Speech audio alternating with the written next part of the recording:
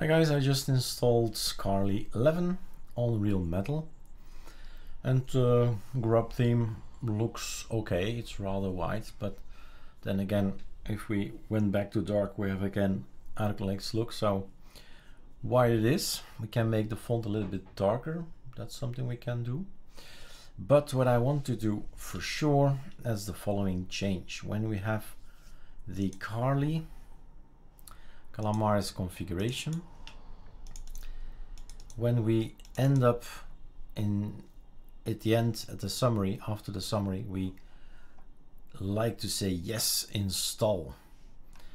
And now there's no such thing as, you're gonna overwrite everything, do you? So I'm gonna look for the code prompt install true. That's all I'm gonna do.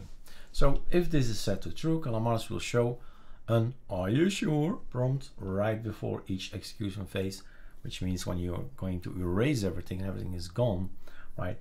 A prompt comes from "Are you sure?" Everything will be erased. All right, cheers.